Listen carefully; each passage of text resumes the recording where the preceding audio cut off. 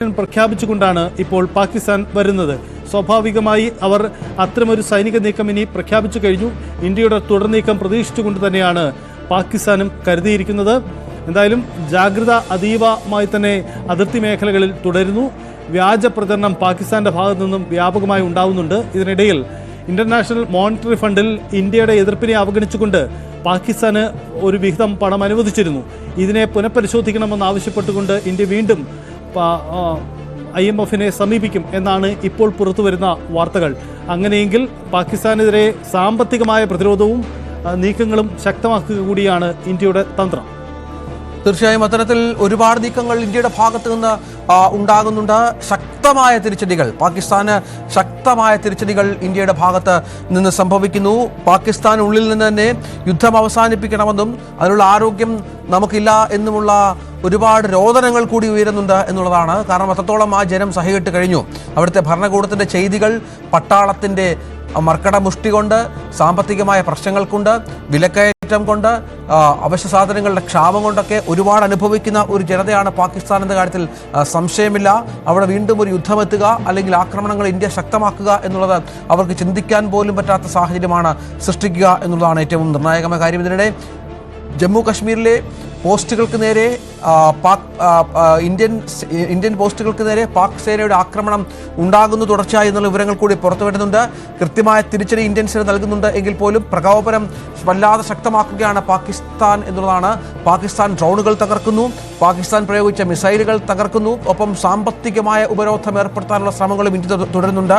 IMF അനുവദിച്ച ഏതാണ്ട് 8.5 ലക്ഷം 8,500 കോടി രൂപ അത് ആ തരത്തിൽ നൽകരുത് എന്നുള്ള ആവശ്യം ഇതിനകം അതിശക്തമായി തന്നെ ഇന്ത്യ IMF-നോട് ആവശ്യപ്പെട്ടു കഴിഞ്ഞു. കാരണം അത്തരമൊരു പണം അവരുടെ കയ്യിൽ ലഭിച്ചാൽ യാതൊരു സംശയമില്ല ഭീകര പ്രവർത്തനത്തിന് വേണ്ടി മാത്രമാകും അത് ഉപയോഗിക്കുക എന്നുള്ളതാണ് ഏറ്റവും പ്രധാനപ്പെട്ട കാര്യം. അതുകൊണ്ട് തന്നെ അത് ഒഴിവാക്കുക എന്ന ലക്ഷ്യം ഇന്ത്യക്ക് ഉണ്ട്. അത് ലോകരാജ്യങ്ങളെ ബോധ്യപ്പെടുത്തുക, IMF-ന്റെ സഹായം അത്തരത്തിൽ ലഭ്യമാക്കാതിരിക്കുക എന്ന ശ്രമം കൂടി ഇന്ത്യയുടെ ഭാഗത്ത് നിന്ന് ഉണ്ടാകുന്നുണ്ട് എന്നുള്ളതാണ്. പാകിസ്ഥാനിലെ സിയാൽകോട്ടിൽ ഭീകരരുടെ ലോഞ്ച് പാഡ് ഇന്ത്യൻ സൈന്യം തകർത്തു. സിയാൽകോട്ട് ലൂണിയയിലെ ലോഞ്ച് പാഡുകളാണ് BSF ജവാന്മാർ തകർത്തത്.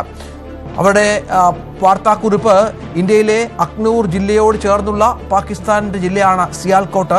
അവരുടെ വാർത്താക്കുറിപ്പ് അല്പം മുമ്പ് പുറത്തു വന്നിരുന്നു. ഇതുമായി ബന്ധപ്പെട്ട് ഞങ്ങൾ പ്രതിജ്ഞാബദ്ധരാണ്.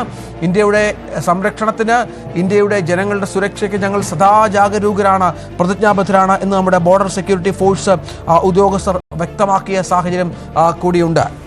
വിശദാംശങ്ങൾ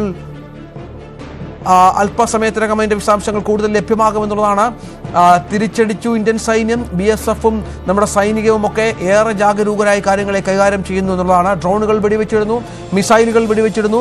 ശക്തമായ മറുപടി അങ്ങനെ പാകിസ്ഥാന് നൽകുന്ന പശ്ചാത്തലം കൂടി ഉയരുന്നു. ഇപ്പോൾ പ്രതിരോധ മന്ത്രാലയത്തിൽ അതിനിർണായകമായ യോഗം പുരോഗമിക്കുകയാണ്. 3 സൈനിക മേധാവികളും അവിടെയുണ്ട്, സംയുക്ത സേനാ മേധാവിയും അവിടെയുണ്ട്. പ്രതിരോധ മന്ത്രി രാജ്നാഥ് സിംഗ് ഈ യോഗത്തിൻ്റെ അധ്യക്ഷത വഹിച്ചുകൊണ്ട് കാര്യങ്ങൾ വിശദീകരിക്കുന്നു. അവർ പറയാനുള്ള കാര്യങ്ങൾ കേൾക്കുന്നു. അതിനുശേഷം സുപ്രധാനമായ പ്രഖ്യാപനമുണ്ടാകും എന്ന് വേണം മനസ്സിലാക്കാൻ. വളരെ പ്രധാനപ്പെട്ട പ്രഖ്യാപനമുണ്ടാകും. 10:30 മണിക്കാണ് പ്രതിരോധ വിദേശകാര്യ മന്ത്രിമാരുടെ സംയുക്ത വാർത്താ സമ്മേളനം ഉണ്ടാവുക. അതിലും പ്രതീക്ഷിക്കണം എന്താണ് ലക്ഷ്യം, ഇന്ത്യയുടെ അടുത്ത ലക്ഷ്യം എന്നുള്ള കാര്യത്തിൽ. ജമ്മുവിലെ രഹാറിയിൽ പുലർച്ചെയാണ് പാകിസ്ഥാൻ ആക്രമണം നടത്തിയത് ജനങ്ങൾ പറയുന്നു. ആക്രമണത്തിൽ പരിക്കേറ്റവർ ചികിത്സയിലാണ്. വീടിന്റെ മുകൾ നിലയ്ക്കും വീടിന് മുന്നിൽ പാർക്ക് ചെയ്തിരുന്ന വാഹനങ്ങൾക്കും കേടുപാടുകളുണ്ടായി.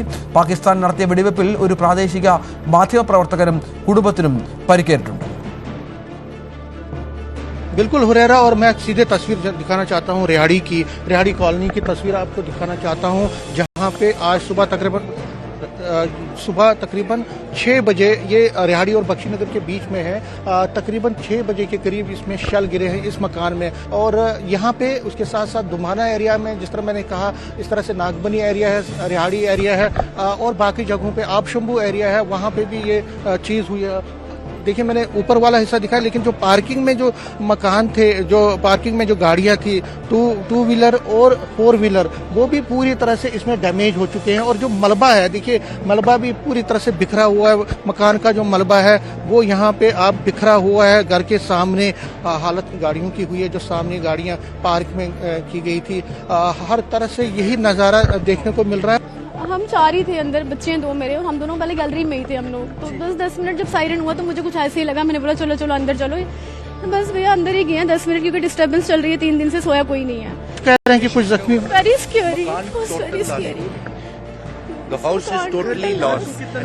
घर का नुकसान ये हुआ है कि जो नीचे रेंट पे रहते हैं उनके तो दरवाजे ही नहीं खुल रहे हैं, बैठ गया पूरा लेंटर नीचे ही, घर पूरा बैठ गया है। ये बालकनी फिक्सेशन में थे कि जब शेल आया है वहाँ से, ये बालकनी में खड़े थे। एक्चुअली इनके घर के बिल्कुल ऊपर से होते हुए इनके ऊपर ही गिरा। जैसे ये घर से बाहर निकले ही ना, जैसे ये कहते हम लोग चाय पीने ही लगे, तो हम चाय पीते पीते हम लोग चलो अब अंदर चलते, जैसे अंदर के वैसे ही ब्लास्ट। 6 बजे ये 6 बजे। चलो कोई घबराने वाली बात नहीं, हम सब आपके साथ हैं। Thank you thank you thank you. देख सकते हैं। अच्छा, ये शेल्स भी गिरे हैं, देखिए शेल्स भी गिरे हैं। हरकत पिछले 2 दिनों से हमारे ड्रोन्स मिसाइल्स जो थे हमारे डिफेंस सिस्टम इंटरसेप्ट करके उन्हें ऊपर ही तबाह कर रहा था कि उस ड्रोन के या उस मिसाइल का हिस्सा है। ये आप देख सकते हैं खुद, ये शेल है या ये ड्रोन का हिस्सा है या बम का हिस्सा है। ये FSL टीम को हम देंगे। घर पूरा तबाह हुआ है और कम से कम भी 10 लोग यहाँ से सीरियसली। यहाँ पे इस घर के अंदर उस टाइम 8 लोग थे जो सोए हुए थे। वहाँ पे एक बिटिया थी, उसके फादर और एक सामने। उनके जो स्प्लिंटर्स थे वहाँ पे जब हिट किए, 4 लोगों को हिट किए। वो मेडिकल कॉलेज में GMC में है, हम उनको GMC में सुबह देख के आए। सिविलियन इलाकों को टारगेट करके वो यहाँ पे एक क्योस स्थिति बनाना चाहते हैं। हम लोगों ने उनके लॉन्चिंग पैड को टारगेट किया, वो लोग हमारे सिविलियन इलाकों को टारगेट कर रहे हैं। न्यूज़ 18 से बात करने के लिए शुक्रिया। कैमरामैन चांद के साथ समीर पर, न्यूज़ 18 जम्मू।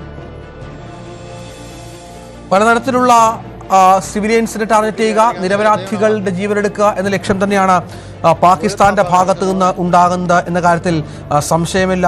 അത് നമ്മൾ ഉദ്ദേശിക്കുന്ന തരത്തിലുള്ള ആക്രമണം അല്ലെങ്കിൽ അതിനുള്ള പ്രതിരോധമല്ല അവർ തീർക്കുന്നത് എന്നുള്ളതാണ് ഏറ്റവും സങ്കടകരമായ കാര്യം. അവർ ലക്ഷ്യം വെക്കുന്നത് സാധാരണക്കാരെയാണ്, അവരുടെ പൗരന്മാരെ പോലും അവർക്ക് സംരക്ഷിക്കാനുള്ള ബാധ്യത ഇല്ല എന്ന തരത്തിലാണ് കാര്യങ്ങൾ അവർ മുന്നോട്ട് വെക്കുന്നത് എന്നുള്ളതാണ് ഏറ്റവും സങ്കടകരമായ കാര്യം. ഇപ്പോൾ നമ്മൾ ദൃശ്യങ്ങളിൽ കാണുന്നത് പഞ്ചാബിലൊക്കെ ഡ്രോണുകൾ പതിച്ചുണ്ടായ വലിയ തോതിലുള്ള ഗർത്തങ്ങളാണ്. ആ ഗർത്തങ്ങളിൽ സമീപത്ത് ആളുകൾ, പ്രദേശവാസികൾ കൂടി നിൽക്കുന്ന കാഴ്ചകളാണ് പ്രേക്ഷകർ കണ്ടുകൊണ്ടിരിക്കുന്നത്. അവിടെ വലിയ തോതിലുള്ള ആശങ്കകൾക്കൊക്കെ ഇത് കാരണമായിട്ടുണ്ട്. ഡ്രോൺ ആക്രമണം പല സ്ഥലങ്ങളിൽ നടത്തുന്നുണ്ട്. മിസൈലുകൾ ഉപയോഗിച്ചുള്ള ആക്രമണത്തിലുള്ള ശ്രമങ്ങളുടെ ഇതിനിടയിലാണ് നിർണായകമായ യോഗങ്ങൾ. പ്രതിരോധിക്കും ഇന്ത്യ എന്ന കാര്യത്തിൽ സംശയമില്ല, കൃത്യമായ തിരിച്ചടി നൽകുമെന്ന കാര്യത്തിൽ സംശയമില്ല.